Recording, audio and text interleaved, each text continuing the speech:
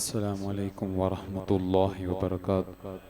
الحمد لله الصلاة والسلام على رسول الله أجمعين. أما بعد വേദിയിലുള്ള സയ്യിദന്മാർ, ആലിമീങ്ങൾ, അതുപോലെ മുതഅല്ലിം നിങ്ങളുടെ വിദ്യാർത്ഥിനികളെ സഹോദരി സഹോദരന്മാർ, സുദീർഘമായൊരു പ്രസംഗത്തിന്റെ വേദിയുമല്ല, അതിന്റെ ആവശ്യവുമില്ല. വേണ്ടത്ര അശ്ശരി ഉസ്താദ് ഞങ്ങൾക്ക് ആ രൂപം പറഞ്ഞു തരുന്നവരാണ്. പിന്നെ എന്തിന്റെ ആവശ്യം എന്നുള്ളത് ഞാനും ചിന്തിക്കും. ഉസ്താദിനെ വേണ്ടത്ര ഞങ്ങൾക്ക് പറഞ്ഞു തരുന്നുണ്ട്. ഇരിക്കട്ടെ. അൽഹംദുലില്ലാഹ്, അല്ലാഹുവിന്റെ തൗഫീഖ് കൊണ്ട് ഈ ഒരു രൂപം ഇതുവരെ സംഘടിപ്പിക്കാനുള്ള കാരണം അല്ലാഹുവിന്റെ ഇൽമ് പഠിക്കുന്നിടത്ത് എന്നുള്ളത് ആണ് അതിന്റെ ഏറ്റവും വലിയ ഫള്. എന്റെ ബഹുമാനപ്പെട്ട താജുൽ ഉലമ സയ്യിദ് അബ്ദുറഹ്മാൻ അൽ ബുഖാരി ഖദ്ദസല്ലാഹു സിറഹുൽ അസീസ്, താജുൽ ഉലമന്റെ വിജയവും അവിടുത്തെ ഇൽമാണ്, അവിടുന്ന് പഠിപ്പിച്ചു കൊടുത്ത ദർസുമാണ് എന്ന് അന്നേം കാട്ടി നിങ്ങൾക്കറിയാം. അവിടുന്ന് ആ രൂപത്തിൽ ദർസ് പഠിപ്പിച്ചു കൊടുത്തു, പറഞ്ഞു, പ്രബോധനം ചെയ്ത് കർണാടക ആ രൂപത്തിലാക്കിയത് ആ ഒരു അദബ്, തഅലീമോടുള്ള ജീവിതം സാധാരണക്കാർക്ക് നൽകിയത് ആ താജുൽ ഉലമന്റെ സന്ദേശമാണ് എന്ന് ഇവിടെ വന്ന, കർണാടകയിൽ വന്ന ഒട്ടുമിക്ക എല്ലാ ആലിമീങ്ങളും പറയാറുണ്ട്. ഞാൻ എന്നെ കേട്ടിട്ടുമുണ്ട്.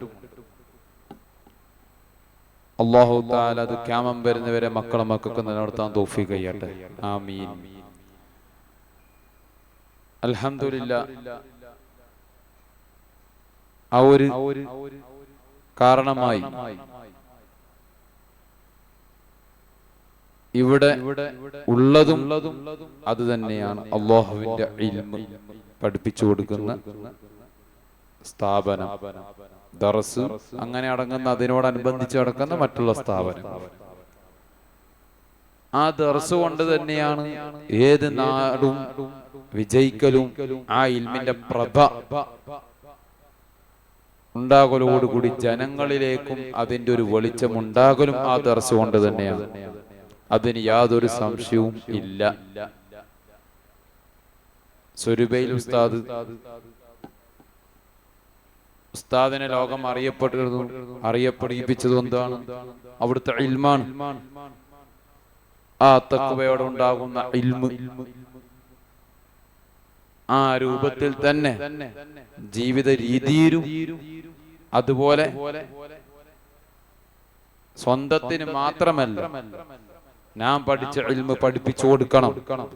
ആ രൂപത്തിൽ തന്നെ അവിടുത്തെ ശിഷ്യന്മാരെയും വാർത്തെടുത്തു. അതുകൊണ്ടാണ് ആ രൂപത്തിലുള്ള ദർസ് നടക്കുന്നതും നടന്നുകൊണ്ടിരിക്കുന്നതും.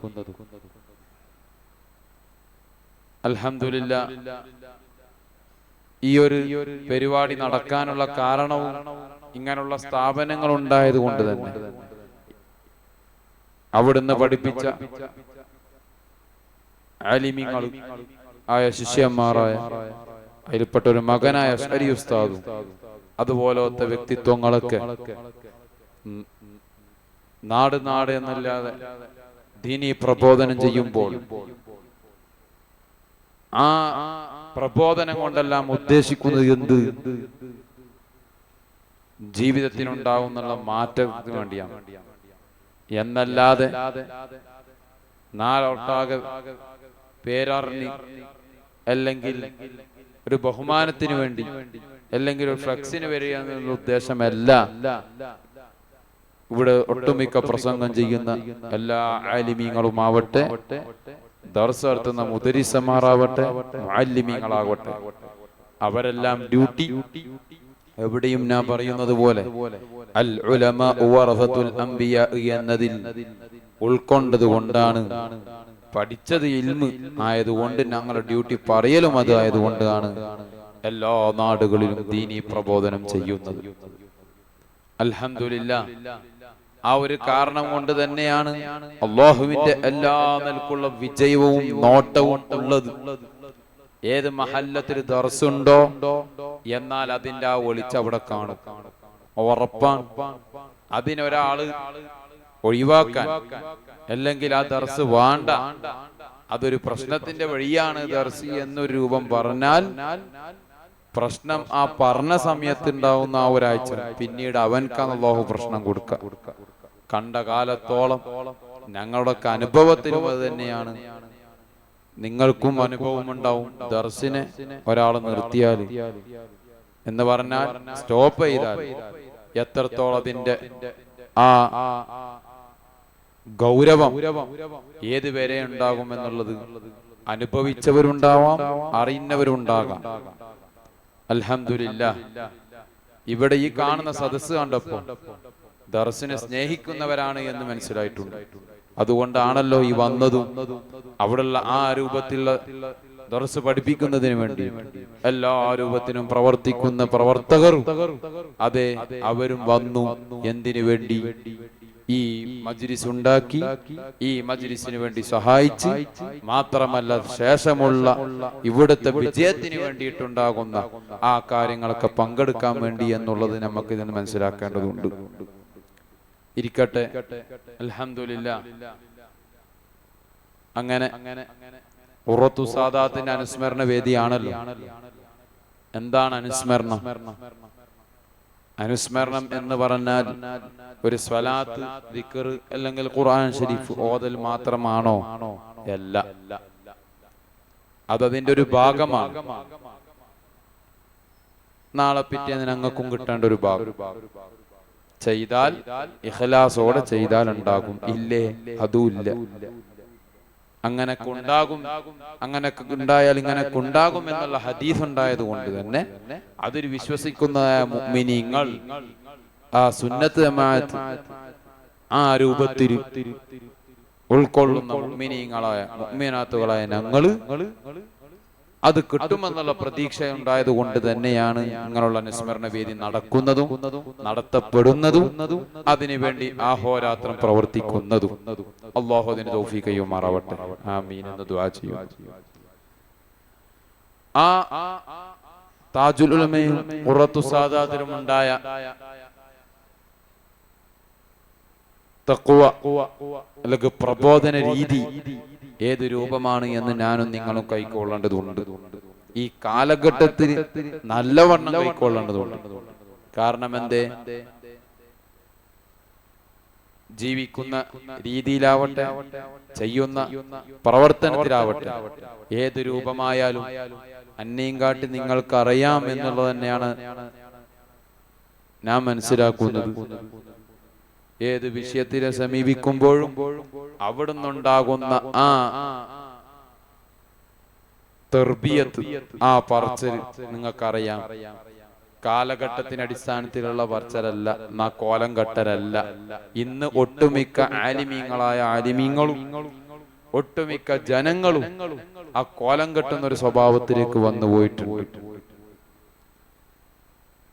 അങ്ങനെ രൂപം ഉണ്ടാകരുത്. അത് നഷ്ടമാണ്, അത് അവനവൻക്കുള്ള നഷ്ടമാണ്. മാത്രമല്ല പിന്നീട് അല്ലാഹു അവനവന്റെ കുടുംബം, പിന്നീട് ഇനി മഹല്ലൊട്ടാകെ എന്നുള്ള നശിപ്പിക്കുന്ന രൂപത്തിലേക്ക് അല്ലാഹു എത്തി. ആ കാണുന്നതിൽ പെട്ടതാണ് ഒന്ന്. അല്ലാഹു നമ്മളെ തൊട്ട് കാക്കട്ടെ. ആമീൻ യാ റബ്ബൽ എന്ന് ദുആ ചെയ്യുന്നു.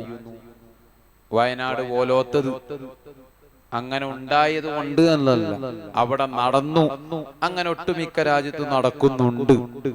അതിൽ നമ്മൾ ഉൾക്കൊണ്ട പാഠം എന്ത് എന്നുള്ളതാണ് ഞാനും നിങ്ങളും ആദ്യം മനസ്സിലാക്കേണ്ടത്. നേരത്തെ ത്വഹാ തങ്ങൾ പറഞ്ഞത് വരി മുതഅല്ലിമീങ്ങൾ എന്ന് മാത്രമല്ല, സാധാരണക്കാരായ നിങ്ങളും ഞാനും മനസ്സിലാക്കേണ്ടത്, ഞാനും നിങ്ങളും ഇവിടെ എന്തിന് നിയോഗിക്കപ്പെട്ടു? എന്നെ കൊണ്ടും നിങ്ങളെ കൊണ്ടും ഇവിടെ ദീനീ പ്രബോധനം എന്ത് ചെയ്തു എന്ന് ഓരോരുത്തരും ചിന്തിക്കണം, നിർബന്ധമായും ചിന്തിക്കണം. കാരണം എന്തേ? അവനവൻ ചെയ്ത ബാധ്യത എന്തായാലും ഉണ്ട്. ഏത് വ്യക്തിക്കും മക്കളെ പഠിപ്പിക്കുക, അതുപോലെ കുടുംബം നോക്കുക, അത് ഇസ്ലാമിൽ ജനിച്ചവനക്ക് ഉണ്ടാകുന്ന ഒരു ബാധ്യതയാണ്. അതെടുത്ത് പറയേണ്ടതില്ല, അത് അള്ളാഹിനോട് പറയേണ്ട ആവശ്യമില്ല. എനിക്ക് മക്കളെ പോറ്റാണ്ട് എന്നല്ല, എന്തായാലും ഉണ്ടാവുമല്ലോ. കുടുംബജീവിതം ദുനിയാവിന്റെ പ്രക്രിയ എന്ന് പറഞ്ഞ ഉപ്പ ഉമ്മ കഴിഞ്ഞ അടുത്ത ഉപ്പ ഉമ്മ അടുത്ത ഉപ്പ ഉമ്മ മക്കള്, അത് അതിലുണ്ട് എന്ന് ഉറപ്പായി, അതിന് പിന്നെ യാതൊരു സംശയമില്ല. പിന്നെ എന്തേ അതിലൂടെ ഉണ്ടാകേണ്ട ബാധ്യത, അതാണ് ഞാനും നിങ്ങളും ചെയ്യേണ്ടത്. അതിൽപ്പെട്ട ഒന്നാണ് ഇവിടുത്തെ മുത്തഅല്ലിമീങ്ങൾ അല്ലേ, ഈ പറയപ്പെട്ട ആലിമീങ്ങൾ അതിൽപ്പെട്ട ഒന്നാണ്. ഇവിടെ പ്രബോധനം ചെയ്യുന്നത് അതിൽപ്പെട്ട ഒന്നാണ്. ഏത് രൂപം? അതെ, അവരെ മക്കള് അള്ളാഹുവിന്റെ ഇൽമിന് വേണ്ടി പഠിപ്പിക്കുക, അള്ളാഹുവിന്റെ ദീനീ പ്രബോധനം ചെയ്യാൻ വേണ്ടി അവരെ നിയോഗിക്കുക എന്നുള്ളതിൽപ്പെട്ട ഒന്നാണ്. അത് ഞാനും നിങ്ങളും മനസ്സിലാക്കേണ്ടതുണ്ട്, നിർബന്ധമായും മനസ്സിലാക്കേണ്ടതുണ്ട്. കാരണം പഴയ കാലഘട്ടത്തിൽ ഒന്നുമില്ലെങ്കിൽ 90 മുതൽ 2000 വരെയുള്ള കാലഘട്ടത്തിൽ, അല്ലെങ്കിൽ 2002, 5, 4 വരെ എന്ന് പറയാം, അതുവരെയുള്ള കാലഘട്ടത്തിലുള്ള ജനിച്ചതായ കുട്ടികൾക്ക് അതിന്റെ മുമ്പുണ്ടായ ആ മുഅ്മിനീങ്ങളുടെയും മുഅ്മിനാത്തുകളുടെയും തർബിയത്ത് തന്നെ മതി, അവരുടെ ഈമാനും മതി അവരുടെ ഉയർച്ചക്ക്. കാരണം എന്തേ?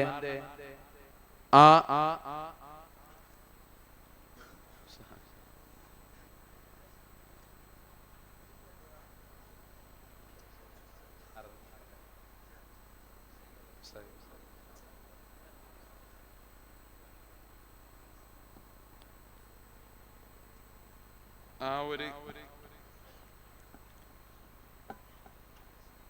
രീതി എന്താ പറഞ്ഞത്? കാരണം ആ കാലഘട്ടത്തിൽ ടെക്നോളജി ഇല്ല. ഈ കാലഘട്ടത്തിന്റെ ഷെറായി പറയും തങ്ങളടുത്തുണ്ടില്ല എന്നുള്ളത്, ആ മൊബൈൽ യുഗം എന്നേരം ഉണ്ടായിട്ടില്ല. അതുകൊണ്ട് തന്നെ ആ സമയത്തുണ്ടാകുന്ന ആ മുഅ്മിനീങ്ങളുടെ മുഅ്മിനാത്തുകളുടെ ഒക്കെ ഈമാൻ ഏതാ? അവരുടെ മുമ്പ് കാലത്ത് പഠിപ്പിച്ചു തന്ന ഖുർആൻ ഓതല്, അതുപോലെ മൗലൂദ് ഓതല്, മൗലൂദിന്റെ സദസ്സിൽ പങ്കെടുക്കല്, ആ ഒരു രീതിയായിരുന്നു അവരെ കാലഘട്ടം. അതുകൊണ്ട് തന്നെ അവരെ മക്കളെയും ആ രൂപത്തിൽ അങ്ങ് തുടർന്ന് പഠിപ്പിച്ചു കൊടുത്തു. ഒന്നുമില്ലെങ്കിലും മദ്രസയിൽ 10ാം ക്ലാസ് വരെ പഠിക്കുന്നുണ്ടെങ്കിലും അന്നത്തെ വിദ്യാർത്ഥികൾക്ക് മങ്കൂസൂറത്ത് കാണാൻ പാടില്ല. എന്താ കാരണം? ഒന്നുമില്ല, ആ റബ്ബീഉൽ അവ്വൽ 12, ചില നാടുകളിൽ 12 ദിവസം, അല്ലെങ്കിൽ ആ ഒരു മാസവും അവരെ വീട്ടിൽ തന്നെ എന്ത് ചെയ്യും? മൗലൂദ് ഓതും. അതിൽ ഈ മക്കളൊക്കെ ഇരുത്തുകയും ചെയ്യും, പഠിക്കുകയും ചെയ്യും. അങ്ങനെയാണ് ആ കാലഘട്ടത്തിലുള്ള മൗലൂദ് കാണാപ്പാഠം പഠിച്ചത്. അതിൽപ്പെട്ട ഞങ്ങളും അങ്ങനെ തന്നെയാണ് പഠിച്ചത്. ഞങ്ങൾ അനുഭവം പറയാം, അന്നേം കാട്ടി പറയാനുണ്ടോ തന്നെ. ഉപ്പാപ്പാനെ സംബന്ധിച്ചിടത്തോളം മൗലൂദ് ഇത്താവ് മൊത്തം മൗലൂദ് നടത്താനുള്ള ആ ഒരു ഹൈബത്തും മക്കാർത്തും ഉണ്ടായിട്ടുണ്ട്. അത് നടത്താനുള്ള കഴിവുണ്ട്, പക്ഷെ മൂപ്പർ ചെയ്തിട്ടില്ല. അതിനൊക്കെ എതിരാണ്. പറയലോ, എടോ അത് ജനങ്ങളുടെ പൈസക്കാന്ന് പറയടോ, ഉള്ളത് നിലനിർത്താന്ന് പറയും. അത് ഏത് നാട്ടിലുള്ള രൂപത്തിൽ അതാ പറയുന്നത്. അങ്ങനെ വീട്ടില് എട്ടിക്കോളത്തെ തറവാട്ടില് നടന്നു വരുന്ന 2 മൗലൂദുണ്ട്. ഒന്ന് റബ്ബീഉൽ അവ്വൽ തിങ്കളാഴ്ച, ആദ്യത്തെ തിങ്കളാഴ്ച രാവിലെ എന്ന് പറഞ്ഞാൽ ഞായറാഴ്ച അസ്തമിച്ച തിങ്കളാഴ്ച രാവിലെ. ആ രാവിലെ അത് ഇതേപോലെ അങ്ങനത്തെ വരുന്നല്ല, അന്ന് നോട്ടീസ് അടിക്കലും പിടിക്കലൊന്നുമല്ല. പങ്കെടുക്കുന്നവരൊക്കെ പങ്കെടുക്കും. ആലിമീങ്ങൾ വരുന്നവരും പ്രത്യേകിച്ച് ക്ഷണിക്കലൊന്നുമില്ല, വരുന്നവനക്ക് വരാനില്ലെങ്കിൽ പോവാ, ആ രൂപം. അയില് അന്നേരം ഞാനൊക്കെ ചെറുതാണ്, എന്റെ അതേ പ്രായം ഇവർക്ക് എന്ന് ഞാൻ മനസ്സിലാക്കുന്നു. ആ മൗലൂദ് താബിൽ ആ മൗലൂദിൽ പങ്കെടുക്കും. ആ മൗലൂദിന്റെ രീതി വേറെ തന്നെയാണ്. മഗ്‌രിബിന്റെ ശേഷം വരും. മാത്രമല്ല ഇന്നത്തെ മാതിരി നമുക്ക് മൗലൂദ് കക്കുന്ന സ്വഭാവമില്ല, ഫുള്ളണ്ട് ഓതും. എത്ര വരെ? ഓരോ ഹദീസ്, ഓരോ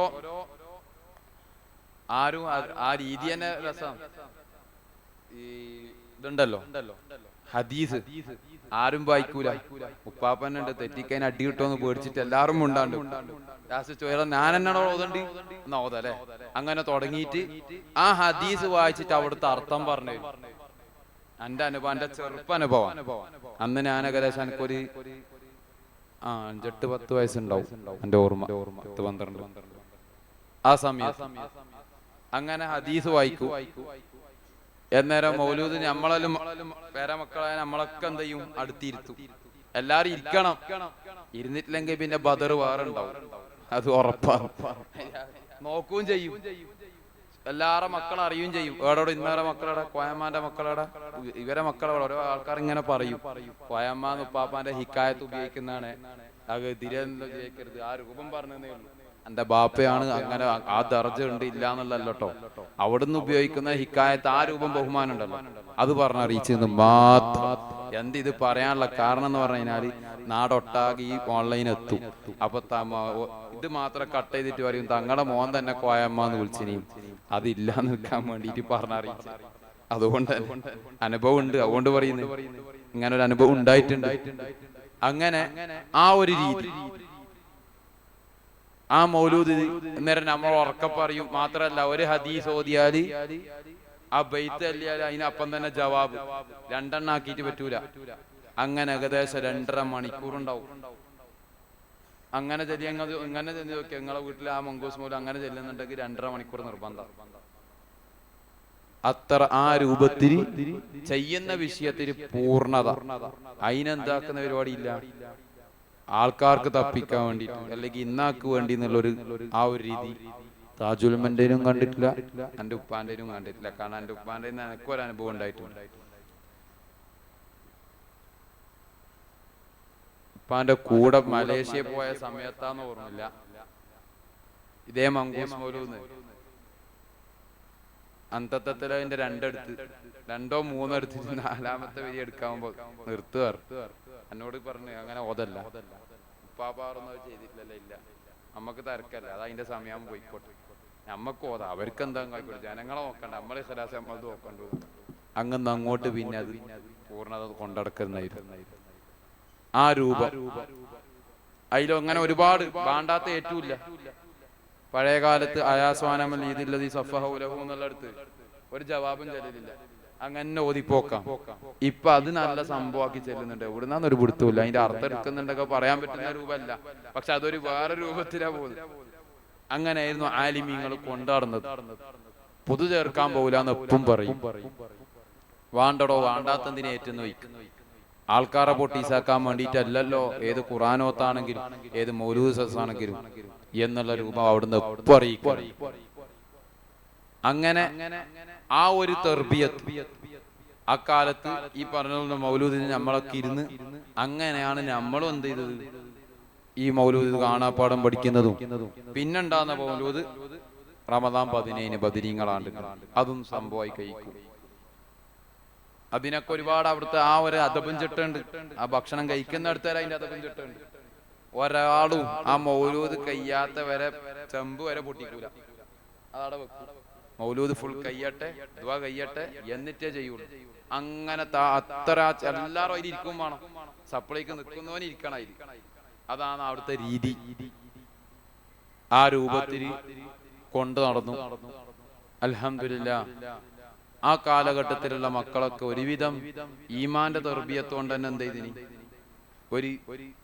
ഈ മൗലൂദിനായാലും അല്ലെങ്കിൽ ഉസ്താദന്മാരെ ബഹുമാനിക്കുന്നിടത്തായാലും സയ്യിദന്മാരെ സ്നേഹം വെക്കുന്നിടത്തായാലും ബഹുമാനിക്കുന്നിടത്തായാലും ആ ഒരു അവസ്ഥ ആ കാലഘട്ടത്തുണ്ടായ മുഅ്മിനീങ്ങൾക്ക് മുഅ്മിനാത്തുകൾക്ക് എന്തുണ്ടായി, മുമ്പുള്ളവർക്ക് കാണിച്ചു കൊടുത്തു, അവർക്ക് അത് കാണിച്ചു കൊടുത്തു, ആ രൂപം അവരിൽ വന്നു.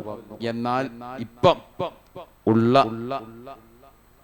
മുഅ്മിനീങ്ങളായ മുഅ്മിനാത്തുകൾക്ക് അതില്ല, അത് കുറഞ്ഞു വരികയാണ്. അതിന്റെ കാരണം കൊണ്ട് തന്നെ എന്തായും ചെയ്ത് ഉള്ള ബലാട്ട ആഫത്താട്ട മുസീബത്താട്ട ഇത് 3 വരുന്നുണ്ട്.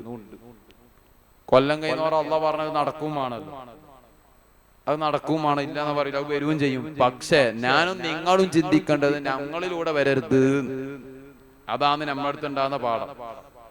റബ്ബ് വരുത്തിച്ചോട്ടെ, അത് അതിന്റെ കടമ. അള്ളാന്റെ ഖദറിലുണ്ട്, ഖളായിലുണ്ട്. അതാണ് നടക്കും ചെയ്യും. ഇനി നമ്മളിനി എന്ത് തന്നെ ആയാലും അതിനൊരു തടസ്സമുണ്ട്, നമ്മൾ ദുആ ചെയ്താൽ നിർത്തും എന്നുള്ളത് ശരി തന്നെയാണ്. അത് നമ്മളിലൂടെ വേണ്ട എന്നുള്ളതാണ് ഞാനും നിങ്ങളും ചിന്തിക്കേണ്ടത്. എന്ന് പറഞ്ഞാൽ ഞാനും നിങ്ങളും ഇവിടെ തെറ്റ് ചെയ്തിട്ട് ആ ഒരു മുസീബത്ത് കൊണ്ടുവരണ്ട എന്നാണ് ഞാനും നിങ്ങളും ഉണ്ടാകേണ്ട പ്രതിജ്ഞ. എന്തിനാ ഞങ്ങൾ ഇവിടെ നിയോഗിക്കപ്പെട്ടു?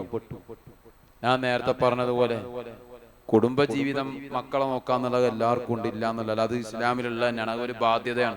അതെടുത്ത് അള്ളഹാനോട് പറയാനുള്ളതല്ല, അത് പറഞ്ഞിട്ട് കാര്യമില്ല. അത് ഞാൻ പറഞ്ഞു തന്നല്ലോടോ ചോദ്യം ഉണ്ടാവും ചെയ്യും. ആ ഉറപ്പ് തന്നെ. ശേഷം എന്ത്? ഈ മക്കളിലൂടെ എന്ത് ചെയ്തു? 4 ആമക്കളെ തന്നു, ആ മക്കളെ ഇൽമ പഠിപ്പിക്കാൻ അയച്ചോ? അല്ലെങ്കിൽ സ്ത്രീകളെ തന്നു, അവർക്കും ഇൽമ പഠിപ്പിച്ചു കൊടുത്തോ? അള്ളാഹുവിന്റെ ഇൽമ പഠിപ്പിച്ചു കൊടുത്തോ? എന്നുള്ള രീതിയാണ് റബ്ബിന്റെ പോക്കും റബ്ബിന്റെ ചോദ്യവും ഉണ്ടാവുക.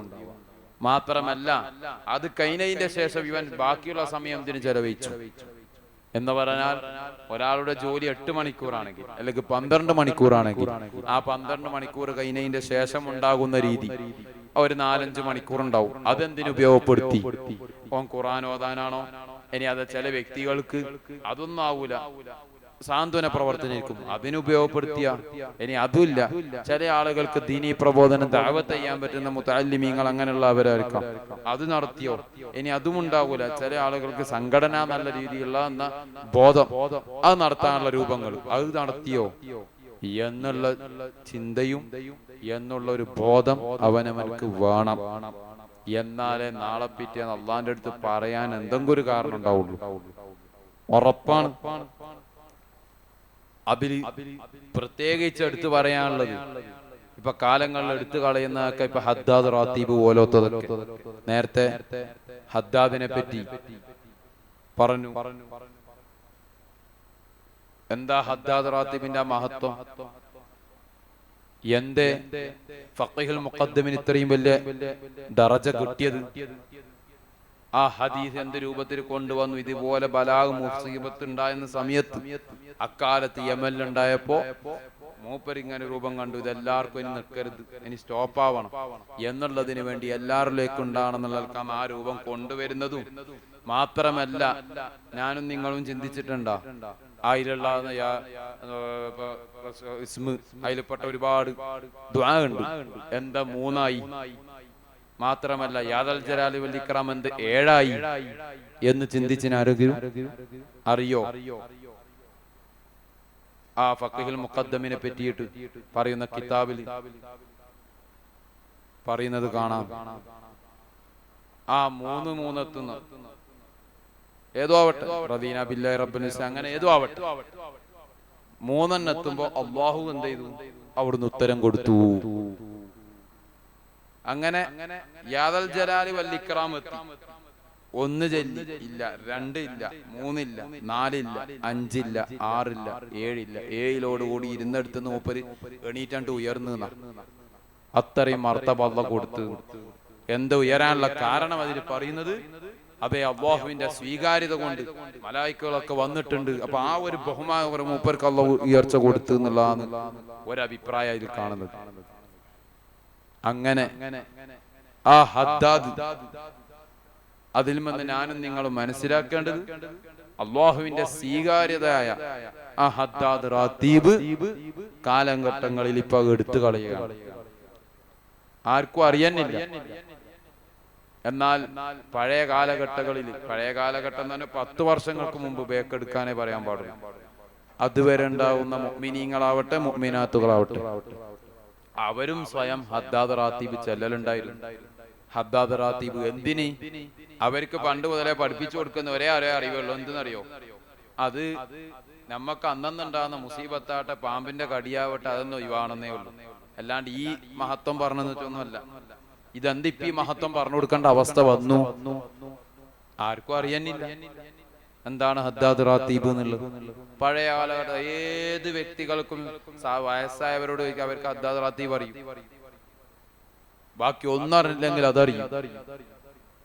അത് തന്നെയാണ് ഏത് നാടിന്റെയും ആഫത്തും മുസീബത്തും അക്കാലത്ത് അവർക്ക് എന്താ ഇത് ഇങ്ങനത്തൊന്നും അടുക്കാണ്ടിരിക്കാനുള്ള കാരണം അത് തന്നെ. മാത്രമല്ല ആ കാലത്തുണ്ടായ മക്കളിലേക്ക് ഇങ്ങനെയുള്ള രോഗങ്ങൾ ഉണ്ടാകുമ്പോൾ അവർ ചെയ്യുന്ന രണ്ട് രീതി ഉണ്ടായിരുന്നു. നേരം അവർക്ക് പഠിപ്പിച്ചു കൊടുത്ത പണ്ട് മുതലേ ഉണ്ടായ വിശ്വാസം, ഒന്ന് മൗലൂദ് ചൊല്ലിയിട്ട് എന്താ ചെയ്യാ, സദസ്സ് നടത്തിയിട്ട് മന്ദിരിച്ചു കൊടുക്കുക, അല്ലെങ്കിൽ ഉസ്താദിനെ വിളിച്ച് നടത്താം. രണ്ട്, ഇൽമിന്റെ സദസ്സിന് വേണ്ടിയിട്ട് എന്തെങ്കിലും ഒന്ന് നേർച്ചാക്ക, മുത്തഅല്ലിമീങ്ങൾക്ക് ഭക്ഷണം കൊടുക്കാം. നമ്മളെ അനുഭവം ഉണ്ട്. ഞങ്ങളെ താജുൽ ഉലമന്റെ ഭാര്യയായ എൻ്റെ ഉമ്മാമ ഈ രൂപ മുത്തഅല്ലിമീങ്ങൾക്ക് ദർസ് കൊടുത്തിട്ട് ദ്വാരിപ്പിക്കുക എന്നാൽ കിട്ടുന്ന എല്ലാ കാര്യവും അല്ലെ. ഒരുപാടുണ്ട്. അതിൽ പറയുകയാണെങ്കിൽ അത്രമാത്രം ആ രൂപമായിരുന്നു അവിടുന്ന് നീങ്ങിയത്. അതേ രൂപം തന്നെയാണ് ഞങ്ങളെ ബാപ്പാന്റെ അടുത്തും ഉണ്ടായത്. അവർക്ക് കൊടുത്ത് ഓദിപ്പിച്ചോ റാഹത്താവും. അങ്ങനെ ചെയ്തിട്ടുണ്ട്. എട്ടിക്കോൾ ദർസിന് പൈസ കൊടുത്തിട്ട് ഓദിപ്പിച്ചിട്ട് റാഹത്തായത്. അതാ ഒരു വിശ്വാസം. അതിലാണല്ലോ അല്ലാഹു ഉള്ളത്. ഏത് തങ്ങളെടുത്തായാലും, ഏത് ഡോക്ടർ എടുത്തായാലും, ഏത് കുത്തുബിന്റെ അടുത്തായാലും, ഏത് മൊയിലാറെടുത്ത് പോയാലും ഒരു കാര്യം നടക്കണമെങ്കിൽ ആദ്യം വിശ്വാസം അർപ്പിക്കണം. എനിക്ക് ഈ ഉസ്താദിനെ കൊണ്ട് കാര്യം പറഞ്ഞാൽ റാഹത്താവും എന്നുള്ളൊരു വിശ്വാസം വേണം. അതുകൊണ്ടാണല്ലോ ഇപ്പൊ നിങ്ങൾ വീടിന്റെ പണിയെടുക്കുമ്പോൾ എഞ്ചിനീയറിനെ വിളിക്കുന്നു. നല്ലൊരു എഞ്ചിനീയറിനെ വിളിച്ച് എല്ലാം കൊടുക്കോ, അല്ല അവൻ തന്നെ മതിയില്ല. ഓനാ പറയുന്നത് ഇവിടെ വീടെടുക്കണോ, വീട് ഇങ്ങനെ ആക്കണോ, ഇങ്ങനെയൊക്കെ റൂം വേണോ. എന്നിട്ടോ ഓന ഏതായാലും റൂം എടുക്കാൻ വേണ്ടി ഫ്രണ്ടിൽ നിൽക്കുന്നില്ല, ഒരു മേസ്ത്രീനെ ഏൽപ്പിക്കുന്നുണ്ട്. എന്തിനു വേണ്ടി? ഉറപ്പാ എന്നെക്കൂടെ കൂട്ടിയാ കൂടൂല. കാരണം അവനക്ക് അതിനെപ്പറ്റി വിവരമില്ല. മൊത്തത്തിലുണ്ടാകുന്ന ആ ബാഹ്യമായൊരു വിവരമുണ്ട്. അതെ, ഒരു 20 കല്ല് വേണ്ട വരും, അല്ലെങ്കിൽ ഒരു 50 കല്ല് വേണ്ട, ഒരു അന്താജ് കിട്ടും. അല്ലാതെ അതിന് വേണ്ടത്ര ചെയ്യണമെങ്കിൽ ആ പഠിച്ചവരുടെ തന്നെ പോണ്ടേ. എന്നിട്ട് അവരെ സമീപിക്കും വേണം, അവർ വിശ്വസിച്ച് ഏൽപ്പിക്കും വേണം. അപ്പൊ അല്ലാഹു കൂടെ നിൽക്കും. മറിച്ച് അതല്ല, പോയി നോക്കാം, അപ്പൊ അല്ലാഹും ബൈനാവും. അപ്പൊ പിന്നെ ഇനി തങ്ങളാരും കണക്കന്നായി, അതിന് മൊയിലാറ നിങ്ങൾക്ക് പിന്നെ തങ്ങളെ കുറ്റപ്പെടുത്തിയിട്ടൊന്നും കാര്യമില്ല, ഇനി ഉസ്താദിനെ കുറ്റപ്പെടുത്തിയിട്ടും കാര്യമില്ല, ഇനി ഇൽമിനെ കുറ്റപ്പെടുത്തിയിട്ടും കാര്യമില്ല. കാരണം എന്താ? ഓന്റെ കൽബന്നെ ശരിയില്ല. അതന്നെയാണ് ആദ്യത്തെ ശരി. ഓന്റെ കൽബ് ശരി വേണ്ട, എന്നാലല്ല ബാക്കിയുള്ള കാര്യത്തിൽ എന്തിലും ആവട്ടെ, അത് ഏത് വിഷയത്തെക്കായാലും നിങ്ങൾ എടുത്തു നോക്കിയാൽ മതി. ഇസ്ലാമിന്റെ രീതി, ഇസ്ലാമിന്റെ വിജയം തന്നെ തവസ്സുൽ വിത്ത് തവക്കുല. അതിന്റെ ആദ്യത്തെ വിജയം അതുകൊണ്ട് തന്നെയാണ് അള്ളാഹു ബദരീങ്ങളെ കൊണ്ട് വിജയിപ്പിക്കുന്നതും. പിന്നെ അള്ളാഹു പറഞ്ഞല്ലോ, ബദരീങ്ങളെ വിശ്വസിക്കാത്തവൻ എന്തില്ല, ബദരീങ്ങളെ വിശ്വസിക്കാത്ത, അല്ലെങ്കിൽ അവരെ പേരിൽ നേർച്ചയിക്കാതെ ഔലിയാക്കളാകുന്ന ഔലിയാക്കളില്ല, ആലിമീങ്ങളില്ല. അത് അള്ളാഹുവിന്റെ രീതി കണ്ടില്ലേ? അതാണ് ഇസ്ലാമിന്റെ പോക്ക്. തവസ്സുൽ വിത്ത് തവക്കുല്. തവസ്സുൽ എന്ന് പറഞ്ഞാൽ ആളെ സഹായിക്ക, എന്നിട്ട് റബ്ബെ അവരെ കൊണ്ട് തവക്കുലയ്യ. ബാക്കി അള്ളാഹ്. പക്ഷെ നമ്മ തവസ്സുലും ഇല്ല തവക്കലിനും ഇല്ല, നമ്മ രണ്ടിനും ഇല്ല. എല്ലാം അവനവൻ തന്നെ കുത്തുബ് എന്നുള്ളൊരു കിബറു. അത് തങ്ങൾക്കുണ്ടെങ്കിൽ ഈ പറയുന്ന എനക്കുണ്ടെങ്കിലും എന്റെ നാശമാണ്, നിങ്ങൾക്കുണ്ടെങ്കിലും നിങ്ങളും നാശമാണ്. അതിന് യാതൊരു സംശയം ഇല്ല. അതില്ലാത്തത് കൊണ്ട് തന്നെയാണ് അല്ലാഹു തആല ഔലിയാക്കന്മാർ, ഉലമാക്കളാകുന്ന ഔലിയാക്കന്മാർ അല്ലാഹു ആ ദർജ കൊടുത്തത്. ആ കാരണമാണ് എന്നുള്ളത് ഞങ്ങൾ മനസ്സിലാക്കേണ്ടതുണ്ട്. നമ്മളെ യുക്തിക്ക് ചോറയിച്ച ബുദ്ധി ഉണ്ടെങ്കിൽ ഞങ്ങൾ നിങ്ങൾ മനസ്സിലാക്കേണ്ടതുണ്ട്. അത് എന്തിനു വേണ്ടി പറഞ്ഞു എന്ന് പറഞ്ഞാൽ, വിദ്യാർത്ഥികളുള്ളവരെടുത്ത് പോയി കഴിഞ്ഞാൽ ഈ വിഷയത്തെ പറ്റി എതിർക്കും. അപ്പം ഇന്നലെ പിറ്റേന്ന് വന്നോൻക്ക് ഇതെന്താന്ന് അറിയൂല, അന്ന് അതന്നെ ശരിയെന്ന് മറ്റും അവന്റെ കൂടെ പോവുകയും ചെയ്യും. എന്നാൽ ഈ ഔലിയാക്കന്മാരാകുന്ന ഉലമാക്കൾ അല്ലെങ്കിൽ ഔലിയാക്കൾ അവരായതും ഇതേപോലെ തവസ്സുൽ ചെയ്തിട്ട് തന്നെയാണ് അവരെ ഔലിയായത്. ബദരീങ്ങളെ തവസ്സുൽ ചെയ്യാണ്ട് അവരെ ഔലിയാക്കളാവൂല. ഉറപ്പാ തവസ്സുൽ ചെയ്താലേ അവർക്ക് ഔലിയാക്കളാവും എന്നുള്ള അള്ളാഹ് ആദ്യം തന്നെ പറഞ്ഞിട്ടുണ്ട്. അതുകൊണ്ട് തന്നെയാണല്ലോ റബ്ബ് ഒരാൾ ഉയർത്തുന്നതും. അള്ളാഹു രണ്ട് രൂപത്തിൽ ഉയർത്തും. റഹ്മാനും റഹീമുമായതുകൊണ്ട് ഭൗതികപരമായി ഉയർത്തും, മതപരമായുള്ള ഉയർത്തും. എങ്ങനെ ഉയർത്തുന്നു? അതേ ജിബ്രീൽ അലൈഹിസ്സലാമിനോട് പറയും, ഇതാ ഇന്ന വ്യക്തികളെ ഉയർത്തണം, ഇന്ന വ്യക്തികളെ ഉയർത്തണം, ഈ വ്യക്തിനെ സാമ്പത്തികപരമായി ഉയർത്തണം, ഈ വ്യക്തിനെ ഈ രൂപത്തിൽ ഉയർത്തണം എന്ന് ജിബ്രീൽ അലൈഹിസ്സലാമിന് കൊടുക്കും. അങ്ങനെ അത് അല്ലാഹു ചില ആളുകൾക്ക് സമ്പത്ത് കൊടുത്തു ഉയർത്തി, ചില ആളുകൾക്ക് ഇൽമു കൊടുത്തു ഉയർത്തി, ചില ആളുകൾക്ക് രണ്ട് ഇൽമു, മാരിഫത്തിന്റെ ഇൽമു, ചില പഠിച്ച ഇൽമു, ലദുന്യാ ഇൽമു, ആ രൂപത്തിൽ ഉയർത്തും. അത് അല്ലാഹുവിന്റെ പണി. അതാണ് ജിബ്രീലിനെ കൊണ്ട് പറഞ്ഞു ചെയ്യിപ്പിക്കുന്നതും. ഇവിടെ ഭൗതികപരമായിട്ടുള്ള ഒരുപാട് ഉയർച്ച അല്ലാഹു കൊടുത്തതും. അപ്പോ സമ്പത്തുള്ളവൻ മനസ്സിലാക്കേണ്ടത് അതെ സമ്പത്ത് തന്നു ഉയർന്നു, അപ്പൊ ഏത് രൂപത്തിൽ നീങ്ങണം, ഇത് എന്തിനു വേണ്ടി ചെലവഴിക്കണം? ആ ദീനി ഖിദ്മത്തിന് ചെലവഴിച്ചോ, ആ രൂപം നടത്തിയോ എന്നുള്ള രൂപം അവൻ പോണം. ഇനി സാധാരണ ഇൽമ കൊടുത്തു ഉയർത്തിയവൻ നന്റെ ഇൽമ അള്ളാഹുവിനേക്ക് പറഞ്ഞു കൊടുത്തോ എന്ന് പറഞ്ഞാൽ ആ നാടുകളിൽ പ്രബോധനം ചെയ്തോ, ആ നാടുകളിൽ പറഞ്ഞു കൊടുത്തോ, അല്ലെങ്കിൽ അവന്റെ ജീവിത രീതിയിൽ പറഞ്ഞു കൊടുത്തോ, അല്ലെങ്കിൽ ദർസ് പഠിപ്പിച്ചു കൊടുത്തു, അല്ലെങ്കിൽ മദ്രസ പഠിപ്പിച്ചു കൊടുത്തു, ഏതൊക്കെ രീതിയുണ്ടോ അള്ളാഹുവിന്റെ ഇൽമ പഠിപ്പിച്ചു കൊടുക്കാൻ പറ്റുന്ന ആ പ്രബോധന വേദി ഏതൊക്കെ ഉണ്ടോ അതിവൻ നടത്തിയോ എന്നുള്ളത് അവനവൻ ചിന്തിക്കണം. ഇല്ലേ അല്ലാഹു ആ കൊടുത്ത ഉയർച്ചയെ റബ്ബ് ചോദിക്കും, നിഅമത്ത് ചോദിക്കും. ഏത് നിഅമത്ത് തന്നാലും അല്ലാഹു ചോദിക്കും. അതേ സമ്പത്ത് തന്നാല്, വീട് തന്നാല്, അല്ലെങ്കിൽ അതേ നിങ്ങൾക്ക് ശബ്ദം തന്നാല്, അല്ലെങ്കിൽ നിങ്ങൾക്ക് അതിൻ്റെതായ കഴിവ്, കയ്യോടുണ്ടാകുന്ന കയ്യോട് കഴിവ്, കാലുകൊണ്ടുണ്ടാകുന്ന കഴിവ്, ആ നിഅമത്ത് അല്ലാഹുവിന്റെ ദീനിന് ഏത് രൂപത്തിൽ ഉപയോഗപ്പെടുത്തി എന്ന് അല്ലാഹു ചോദിക്കും. നിങ്ങൾ വെറും വിചാരിക്കരുത് സയ്യിആത്ത് തെറ്റ് മാത്രമല്ല, അതേ തന്ന നിഅമത്ത് എന്തിനു വേണ്ടി ഉപയോഗപ്പെടുത്തി എന്ന് ചോദിക്കുമ്പോൾ അതിന് ഞാനും നിങ്ങളും മറുപടി പറയേണ്ടതുണ്ട്.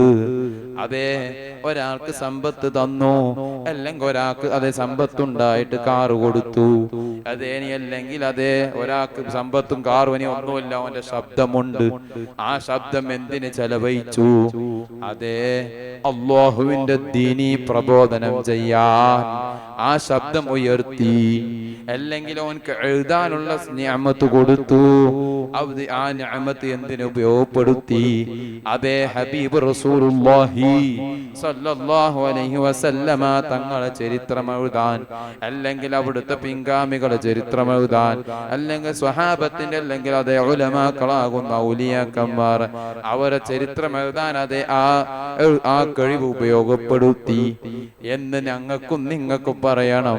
അതില്ലെങ്കിൽ അതേ തന്ന സൗത്ത് ശബ്ദമാവട്ടെ സമ്പത്താവട്ടെ ആ നിഅമത്ത് ഞാനും നിങ്ങളും സയ്യിആത്തിൽ അതേ തെറ്റിൽ ഏത് രൂപം ഇവിടെ ഉണ്ടാകുന്ന കാലഘട്ടത്തിന്റെ പറച്ചൽ ഒരു DJ പാട്ട് നടത്താൻ, അല്ലെങ്കിൽ അതല്ല അവന്റെ വണ്ടി കഞ്ചാവ് പോലോത്ത് വിൽക്കാൻ, ഇനി അതല്ല അവൻ എഴുതുന്ന എഴുത്ത് അതേ ഒരു ഫിലിം സ്റ്റാറിനെ പറ്റി, അല്ലെങ്കിൽ അതല്ല ഒരു ക്രിക്കറ്റ് സ്റ്റാറിനെ പറ്റി എഴുതിയത് കൊണ്ട് കാര്യം സാധിക്കൂല. അങ്ങനെ ചെയ്താൽ ആ നിഅമത്ത് അല്ലാഹുവിന് തെറ്റിന് ചെയ്യുന്നതായി മാറിക്കപ്പെടും. പിന്നെ അത് സയ്യിആത്തിലേക്ക് എഴുതപ്പെടും, അത് നിഅമത്തിൽ പെടൂല. അല്ലാഹുവിന്റെ അടുത്ത് ഞങ്ങളടുത്ത് നിഅമത്താണെങ്കിലും അല്ലാഹുവിന്റെ അടുത്ത് ആ നിഅമത്ത് സയ്യിആത്താക്കി മാറ്റി. ആ രൂപം നേരെ സയ്യിആത്തിലേക്ക് കണ്ടുപോയി. പിന്നെ ഇവന് ഈ ഇത്രയുണ്ടായ ഒച്ചയൊക്കെ വെറുതെ ആയി. ഞനക്കും നിങ്ങൾക്കും 63 വയസ്സ് വരെ പ്രതീക്ഷിക്കാം. അല്ലാഹുവിന്റെ ഹബീബ് റസൂലുള്ളാഹി സ്വല്ലല്ലാഹു അലൈഹി വസല്ലമ തങ്ങൾ 63 വയസ്സ് വരെ ജീവിച്ചത് കൊണ്ട് ഞങ്ങൾക്കത് പ്രതീക്ഷിക്കാം. ആ 63 വയസ്സിൽ തന്നെയാണ് റസൂൽ ഈ രൂപങ്ങളൊക്കെ നടത്തിയതും നമുക്കുണ്ടാകുന്ന എല്ലാ കാര്യങ്ങളും ചെയ്യാൻ പറഞ്ഞതും 63 വയസ്സ് തന്നെയാണ്, അല്ലാതെ 64 പറഞ്ഞിട്ടില്ല. എന്തേ? അങ്ങനെ ഉണ്ടെങ്കിൽ അല്ലാഹുവിന്റെ ആ ഹജ്ജിൽ അങ്ങനെയാണല്ലോ പറഞ്ഞത്, ഇൻഷാ അല്ലാഹ് അടുത്ത വർഷം ഉണ്ടെങ്കിൽ. അപ്പൊ ഇവനക്ക് അവിടെ ഉണ്ടെങ്കിൽ എന്നുള്ളത് നമ്മൾ മനസ്സിലാക്കേണ്ട എന്താ? ഉദാഹരണം, പ്രത്യേകിച്ച് ഈ കാലഘട്ടത്തിൽ നിങ്ങൾ ചിന്തിക്കേണ്ടത് നിഅമത്ത് തന്ന് വീടിന് വീടുണ്ടാക്കി, അതുപോലെ തന്നെ മക്കളെയും കല്യാണം കഴിച്ചതിന്റെ ശേഷം പിന്നെ ജനങ്ങൾക്കുണ്ട് ഒരു ചിന്ത, എന്തെന്നറിയോ? ഇൻഷാ അല്ലാഹ് കുറച്ച് സമ്പത്ത് ഉണ്ടാക്കിയിട്ട് നമുക്ക് അത് കുറച്ചും കൂടെ ആക്കിയിട്ട് പിറ്റത്തെ വർഷം ഹജ്ജ് പോകാം. അല്ലാഹുവിന്റെ അടുത്ത് അത് തെറ്റായി വരും. കാരണം എന്തേ? പിന്നീടുള്ള സമ്പാദിക്കുന്നിടത്ത് അള്ളാഹുവിന്റെ ചോദ്യമല്ല, ഇനി ഉണ്ടാകുന്ന 5 ലക്ഷം ഹജ്ജിന് പോകാൻ പറ്റുന്ന അതെടുത്ത് പോയിക്കോ. എന്തേ? മക്കളെ കെട്ടിച്ചു കൊടുത്ത് കിടക്കാനുള്ള കടമയോ അള്ളാഹ്ക്കുള്ളൂ, ബാക്കി അവന്റെ കടമയോ അവന്റെ ഭർത്താവിന്റെ കടമയോ ഭാര്യ നോക്കാനുള്ളൂ. പിന്നെ ഈ ഉപ്പാക്കുമ്മാക്കില്ല. അപ്പൊ അതൊക്കെ കഴിഞ്ഞതിന്റെ ശേഷം വീണ്ടും പിന്നെ ഓന് അടുത്ത സമ്പത്ത് സ്വത്ത് ആലോചിക്കാൻ നിന്നാല് എന്താ ഇവിടെ ഹജ്ജ് ചെയ്തില്ല എന്നല്ലാന്റെ അടുത്ത് ചോദ്യം വരും. നിർബന്ധമായ ഹജ്ജ്. പിന്നെ സുന്നത്ത് എന്തോ ആയിക്കോട്ടെ, അത് പിന്നെ അള്ളാഹ് കൂട്ട, നമ്മ കൂട്ടല്ലോ. അത് അള്ളാഹ് കൂട്ടെ, സ്വീകരിക്കാതിരിക്കട്ടെ. പക്ഷെ കടമയുണ്ട്, ബാധ്യത. നേരത്തെ പറഞ്ഞതുപോലെ മക്കളെ പോറ്റാനുള്ള ഒരു ബാധ്യത, അത് നമ്മൾ എടുത്തു പറയേണ്ടതല്ല, അത് ചെയ്യൽ നിർബന്ധം തന്നെ. അത് കഴിഞ്ഞതിന്റെ ശേഷം ഉണ്ടാകുന്ന ആ ഇസ്ലാം കാര്യത്തിൽപ്പെട്ട ഒന്ന്, അതെനിക്ക് അവനക്ക് നിഅമത്ത് തന്നാൽ അവൻ ഹജ്ജിന് പോയി നിർബന്ധം തന്നെ, യാതൊരു സംശയവുമില്ല. അതിനുണ്ടാകുന്ന വഴികൾ ഉണ്ടാവണം. അതൊക്കെ ഉണ്ടായിട്ടുണ്ടാകുന്ന ആ ഒരു അലസത, അതാണ് ഈ പറഞ്ഞതിന്റെ അർത്ഥം. എന്നല്ലാതെ ഒരാൾക്ക് ഇപ്പൊ ഉദാഹരണം ഇപ്പൊ 6 ലക്ഷം ഉണ്ടായി, ഇപ്പോഴത്തെ ഹജ്ജിന് പോകാൻ പറ്റുന്നുണ്ടെങ്കിൽ ഉദാഹരണം അവന്റെ ഉമ്മാക്ക് എന്തില്ല, സുഖമില്ല, ഉമ്മാന്റെ സമ്മതം, എന്റെ മോനെ നോക്കാൻ ആരും ഇല്ലല്ലോ എന്ന് പറഞ്ഞാൽ എന്നാ പിന്നെ ആ മകനെ ഉമ്മാനെ നോക്കലാന്ന് പറ്റും വല്ല ഹജ്ജ്. പിന്നെ ആ പൈസ 6 ലക്ഷം, പിന്നെ ആ പൈസ മൊത്തം ഇതിന് ചെലവഴിക്കോളാം. പിന്നെ അവിടെ എന്തില്ല, ഹജ്ജിന് വേണ്ടി എടുത്തു വെക്കുന്നിടത്ത് അള്ളാന്റെ അടുത്ത് കാര്യമില്ല, റബ്ബിന്റെ അടുത്ത് കാര്യമില്ല. പിന്നെ എന്തിനു അവൻ എടുത്തു വെക്കും? ഹജ്ജിന് അവൻ എടുത്തു വെക്കേണ്ട ആവശ്യമുണ്ട്. കാരണം തെറ്റുമ്പോ ഹജ്ജ് മക്കളെ നോക്കല. അങ്ങനെ ഉണ്ടാകുന്ന ഒരുപാട് കാര്യങ്ങൾ. അതുകൊണ്ട് നിങ്ങളോട് പറയാനുള്ളത്, കാലഘട്ടത്തിന്റെ അടിസ്ഥാനത്തിൽ ഇങ്ങനെ ഉണ്ടാകുന്ന ഉരുൾപൊട്ടലാവട്ടെ, എന്തുമാവട്ടെ, ഞാനും നിങ്ങളും അതിന് വേണ്ടത് നിർബന്ധമായിട്ടും ദുആ. എന്ത് വിഷയത്തിലും ദുആ. അത് തന്നെയാണ് താജുൽ ഉലമന്റെ പ്രസംഗത്തിലും നിങ്ങൾ കേൾക്കുന്നുണ്ടാവും. താജുൽ ഉലമന്റെ പറച്ചിലും അത് തന്നെയാണ്, ബാപ്പാന്റെ പറച്ചിലും അത് തന്നെയാണ് ഞാൻ കേൾക്കല്. ദ്വാർക്ക് മോനെ എന്തുണ്ടാക്കും ദ്വാ എന്ന് പറയും. അവസാനം പറയും യാസീൻ ഓതിക്കൊന്ന ദ്വാർക്കണം, ദ്വാൽക്കണം. ആർക്ക് വേണ്ടി? അവരവരുടെ ഉമ്മത്തിന് വേണ്ടി ദ്വാ ചെയ്യണം. അല്ലാഹു പറഞ്ഞതാണ്. ഒരു മുഅ്മിന്റെ ഏറ്റവും വലിയ കടമ എന്താ? മുഅ്മിനെ കൊണ്ടുണ്ടാകുന്ന ഉപകാരം എന്താ അറിയോ നമുക്ക്? ഈ പള്ളി, ഇസ്ലാമിന്റെ ശിആർ ഏതാ? മുഅ്മിനീങ്ങൾ പള്ളിയാണ്. ഈ പള്ളിയിലെ ദുനിയാവിലെ ഏത് USA അള്ളാഹുവിന് ഇസ്ലാമിന് വിശ്വസിച്ച ആ വ്യക്തിക്ക് പോയി പള്ളി കയറാനുള്ള അധികാരമുണ്ട്, ഇല്ലേ? നമ്മൾ തടത്തിയാ തടക്കോ? ഇല്ല. തടച്ചാ തടഞ്ഞൂല്ല, തടയൽ വെറുതെ ആവുന്നേ ഉള്ളൂ. കാരണം എന്താ? അള്ളാന്റെ പള്ളിയാണ്. ആ പള്ളി കയറാനുള്ള അധികാരം അള്ളാഹ് കൊടുത്തിട്ടുണ്ട്. വഖഫ് ചെയ്യലോടുകൂടി പിന്നെ ഈ പള്ളി കയറി നിസ്കരിക്കാനുള്ള അധികാരം USA ആൾക്കാർക്കുണ്ട്. ഇനി ഞാൻ ആ നാട്ടിൽ പോയാൽ അനക്കുണ്ട് ആ അധികാരം. എന്തേ? നമ്മളിൽ ഉണ്ടാവാത്ത ഒരേ ഒരു കാര്യം എന്ത്? ജാതിയില്ല, മതമില്ല, വർഗമില്ല. അത് തന്നെയാണ് നമ്മളിന്റെ ആ വിജയം. ഇസ്ലാമിൽ അതുണ്ടോ? അതില്ല. അതുകൊണ്ടാണല്ലോ ഇപ്പൊ ഞങ്ങളിപ്പോ സാന്ത്വനായിട്ട് ഇപ്പൊ ഒരുപാട് ആൾക്കാർ പോകുന്നത്. എത്ര ഇപ്പൊ വയനാട്ടിൽ ഒരുപാട് ജഡം കിട്ടി. മുസ്ലിം നോക്കിയിട്ട, മുഅ്മിനെ നോക്കിയിട്ട, അല്ല, നമ്മളിൽ അതില്ല. അതുകൊണ്ട് തന്നെയാണ് അല്ലാഹു തആല ആ വിജയം തരുന്നതും. അതേ സ്ഥാനത്ത് ബാക്കിയുള്ള ഏത് മതത്തിലാണെങ്കിലും സവർണർ, നമ്മളെ മലയാള ഭാഷ, നിങ്ങളെ ഭാഷയിൽ എന്താണെന്ന് അറിയില്ല, അടിയർ, എൻ്റെ അടുത്ത് ഇതേപോലെ എന്തോ പറഞ്ഞത്, ദളിതർ, അങ്ങനെ പറഞ്ഞപ്പോ അവർക്ക് ഇവരായിട്ട് ബന്ധപ്പെടില്ല, ഇവരൊക്കെ നമ്മളായിട്ട് ബന്ധപ്പെടാൻ പറ്റില്ല എന്നതുപോലെ. എന്നാൽ നമ്മക്കോ ആ ഒരു രീതിയില്ല. അതുകൊണ്ടാണല്ലോ ഇപ്പൊ ഈ പള്ളിയിൽ നിൽക്കുന്നിടത്ത് അല്ലാഹുവിന്റെ ആ ഇമാം നിൽക്കുന്നിടത്ത് വരെ എത്രത്തോളം ഇമാമ് വന്നിന് ആദ്യം ഏറ്റവും കൊടുജാഹിലായ ഒരു കള്ളു കുടിക്കുന്നവനാണ് ജുമാക്ക് വന്നിനെങ്കിൽ ഓന ആദ്യം വന്ന് സഫിരിക്കുന്നെങ്കിൽ ഓൻക്കാ സ്ഥാനം, അള്ളാന്റെ അടുത്ത് സ്ഥാനം ഓൻക്കാന്ന്. ഏത് ആദ്യം വന്നവർക്കുണ്ടാകുന്ന കുറെ കൂലിയില്ലേ? ഏത് ഒട്ടകത്തിന്റെ കറുത്ത കൂലി, ആ കൂലി അള്ളാഹു എന്ത് നോക്കിയിട്ടില്ല, തങ്ങളൊക്കെ നോക്കിയിട്ടല്ല കൊടുത്ത്. ഫസ്റ്റ് വന്ന ആരി, ആ വന്ന ആരാവട്ടെ, ജഹ്ലാവട്ടെ, ആലിമാവട്ടെ, എന്ത് ആ രൂപത്തിലുണ്ടാകുന്ന മർത്തബകാവുന്ന ജനങ്ങൾ വന്നാലും അള്ളാന്റെ അടുത്തുള്ള കൂലി പോന്ന രൂപ ഏതാ? വന്നവൻ സഫിൽ ആദ്യം ഇരുന്ന ആരോ ഓൻക്ക് കിട്ടും, ശേഷം വന്നാൽ ആ രൂപത്തിൽ കിട്ടും. അതാണ് ഇസ്ലാം മതത്തിന്റെ ആ ഒരു രീതിയും ആ വിജയവും. അതുകൊണ്ട് തന്നെയാണ് അതാണ് മുഅ്മിനീങ്ങളായ നമ്മളെപ്പം ദ്വാരക്കാലിന് മുമ്പ് ഞാൻ തഴവുസ്താദിന്റെ അടുത്ത് പോയപ്പോ, തഴവുസ്താദിന്റെ സിയാറത്തിന് പോയപ്പോ, അവിടുന്ന് ഒരു മുഅ്മിന് എന്നെ കണ്ടപ്പോ, ഞാൻ സിയാറത്ത് കണ്ടതിനുടനെ ദുആ ചെയ്യണം എന്ന് പറഞ്ഞു. ഞാൻ പറഞ്ഞ അങ്ങോട്ടും ഇങ്ങോട്ടൊന്നും അറിയില്ല, മുഅ്മിനാണ്, ദുആ ചെയ്യാൻ വസിയത്ത് ചെയ്യുന്നെന്ന് പറഞ്ഞു. ആയിക്കോട്ടെ എന്ന് പറഞ്ഞു. അപ്പൊ എന്നോട് ചോദിച്ചു, ഞാൻ ചോദിച്ചാൽ അവിടുന്ന് എന്താന്ന് കാര്യം? ഞാൻ ഇവിടെ തന്നെയാണ്, ഉസ്താദിന്റെ ഒക്കെ ഖാദിമാണ്, ഇങ്ങനെയൊക്കെയാണെന്ന് പറഞ്ഞു. അപ്പോൾ ഉസ്താദിനെ അറിയോ വസിയത്ത് ഞാൻ ദുആ ചെയ്യാൻ വസിയത്ത് പറയാനുള്ള കാരണം അറിയോന്ന് വെച്ചു. ദുആ ചെയ്യാൻ വസിയത്തിന് വേണ്ടി നിങ്ങളോട് ഞാൻ വസിയത്ത് ചെയ്യുന്നു എന്ന് പറയാനുള്ള കാരണം അറിയോ? ഞാൻ പറഞ്ഞു ഇല്ല, സ്വാഭാവികമുള്ള പോലെ മുഅ്മിനെ കണ്ട് അത് വരക്കാൻ പറയും. അതല്ലേ അതെ അല്ല വസിയത്ത് എന്ന് പറയാനുള്ള കാരണം എന്താ ചോദിച്ചു. അല്ല നിങ്ങളെ ഉദ്ദേശ കാരണം എനിക്കറിയില്ല, കാരണം നിങ്ങളെ മനസ്സിലുള്ള എനിക്കറിയില്ലല്ലോ. വസിയത്തിന്റെ അർത്ഥം കാര്യം അടുക്കട്ടെ, അത് വേറെ, അത് പലതും ഉണ്ട്. നിങ്ങൾ ഉദ്ദേശിച്ച എനിക്കറിയില്ല, നിങ്ങൾ പറഞ്ഞു തരണം എന്ന് പറഞ്ഞു. അപ്പൊ ആ വ്യക്തി പറഞ്ഞത് തഴവ് ഉസ്താദ് അഥവാ മൂപ്പര സ്ഥലം ഇവിടെയാണ്, കൊല്ലം. ഈ തഴവ എന്ന് പറഞ്ഞ സ്ഥലത്ത് തന്നെ അവിടുന്ന് ഓച്ചിറ ഭാഗത്തുനിന്ന് ഒരു 5-6 കിലോമീറ്റർ പോകണം. അപ്പൊ അടുത്തുള്ള ജനങ്ങളൊക്കെ കണ്ടാൽ, ഏത് മുഅ്മിനെ കണ്ടാലും തമ്മിൽ അങ്ങോട്ടും ഇങ്ങോട്ടും പറയത്രേ. ആ ഉസ്താദ് ഉസ്താദ് പറയുമല്ലോ, ഉസ്താദെ അല്ല മുഅ്മിനെ കണ്ടാൽ ദുആ ചെയ്യാൻ ആ വസിയത്ത് ചെയ്യുന്നേന്ന്. എന്നിട്ട് മൂപ്പര് പറഞ്ഞു കൊടുക്കത്രേ. എന്തിനാന്നറിയോ? നമ്മൾ ദ്വാരക്കോലെ ഏതെങ്കിലും മുഅ്മിനി അല്ലാഹുമ്മ ഔസിൽ ബല്ലിഗ് ഓതൂലേ, അപ്പൊ ആ വസിയത്തിൽ ആര് പെടുന്നുണ്ട്? ഈ പറയപ്പെട്ട മുഅ്മിനായ ഞാനും പെടുവല്ലോ. ഏതെങ്കിലും ഒരു സാധാരണക്കാരന് അല്ലെങ്കിൽ ഒരു ആലിമ് ദുആ ചെയ്താൽ ആ വസിയത്ത് ചെയ്ത ആള് ഞാനും അതിൽ പെടുവല്ലോ. അതിൽ പെടാൻ വേണ്ടിയിട്ടാണ് ഞാൻ ആ വസിയത്തിന് വേണ്ടി ദുആ ചെയ്യുന്നതെന്ന് പറഞ്ഞു. അപ്പൊ എത്രത്തോളം ഉണ്ട് ആ ദുആന്റെ പവറുകൾ എന്ന് പറഞ്ഞാൽ, അല്ലാഹുവിന്റെ മുഅ്മിന്റെ ദുആ അത് സ്വീകരിക്കാനുള്ള സാമർഭികം ചിലക്കുമ്പോ അവന്റെ വിഷമഘട്ടായിരിക്കും. ഒന്നിക്കോൻ പ്രയാസപ്പെട്ട ഈ രോഗം വന്നിട്ടായിരിക്കും, അല്ലെങ്കിൽ അതൊന്നുമില്ല. അല്ലാഹു ചിലക്കുമ്പോ നിഅമത്ത് കൊടുത്ത അതിൽ അൽഹംദുലില്ലാഹ് പറഞ്ഞിട്ടുണ്ടാവും. അപ്പൊ ഈ മുഅ്മിന്റെ ദുആയിൽ അല്ലാഹു എന്ത് ചെയ്തു? മുമ്പ് വസിയത്ത് ചെയ്ത ആ മുഅ്മിനെ അല്ലാഹു എന്ത് ചെയ്തു? അതിൽ സ്വീകരിക്കും. അപ്പൊ എന്തുള്ള കോണം? ഈ ബലാ ആവട്ടെ, ആഫത്താവട്ടെ, മുസീബത്താവട്ടെ, അല്ലാഹു തആല തട്ടി തെറിപ്പിക്കും. അത് തന്നെയാണ് നിങ്ങളോടും പറയാനുള്ളത്. അതെ, താജുൽ ഉലമ ആയാലും ബാപ്പ ആയാലും അവരൊക്കെ ഞങ്ങളോടടക്കം നമ്മളെ ചിന്തിക്കാറുണ്ട്, എന്തിനാ റബ്ബ് നമ്മളോട് ദ്വാരക്കാൻ പറയുന്നു? പാപ്പല്ല അതിനല്ലോ അർഹതപ്പെട്ടവർ. അന്നേരം തന്നെ എടോ ദ്വാരക്കനോടോ അവസാന കാലഘട്ടം ഒക്കെ പറഞ്ഞ് ഒരുപാട് മുസീബത്തുകൾ ഇറങ്ങുന്നുണ്ട്. ഒരുപാട് എന്താന്ന്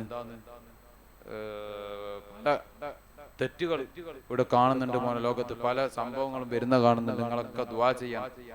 ഞാനുണ്ട്, ഇപ്പൊ ഉണ്ട്, പങ്ങളുണ്ട്, ഉമ്മ ഉണ്ട്, അങ്ങനെ അടങ്ങുന്ന നമ്മളോട് പറഞ്ഞു നിങ്ങളൊക്കെ ദുആ ചെയ്യാൻ. ആയുസിന് വേണ്ടി ദ്വാരക്കണ്ട, ആക്കിബത്ത് നന്നായി ലാ ഇലാഹ ഇല്ലല്ലാഹ് ചൊല്ലിയിട്ടു. അതുപോലെ തന്നെ ഇനിയുള്ള മക്കളായ നിങ്ങൾക്കും ഉമ്മത്തിന് വേണ്ടിയിട്ടും നല്ലതിനു വേണ്ടി നിങ്ങളൊക്കെ ദുആ ചെയ്യണേ എന്നുള്ള രൂപം പറഞ്ഞത് ഇപ്പൊ എനിക്ക് ആ പറഞ്ഞ ഓർമ്മ നമ്മളിലുണ്ട്. അപ്പം ഞങ്ങൾ മനസ്സിലാക്കേണ്ടത് ദുആ നിർബന്ധമായിട്ടും വേണം. അതില്ല കൊണ്ട് തന്നെയാണ് ഒരുവിധം മുസീബത്തിനെ വന്നിട്ടും പോന്ന്, അതെ അതിൽ കുടുങ്ങിയിട്ടും പോകുന്നത് ആ കാരണം കൊണ്ട് തന്നെയാണ്. അതിൽ നമുക്ക് മനസ്സിലാക്കേണ്ടതുണ്ട്. അല്ലാഹു ഞങ്ങൾക്ക് അങ്ങനെയുള്ള എല്ലാ ആഫത്ത് ബലാവിനെ തൊട്ട് അല്ലാഹു കാത്തുരക്ഷിക്കുമാറാവട്ടെ.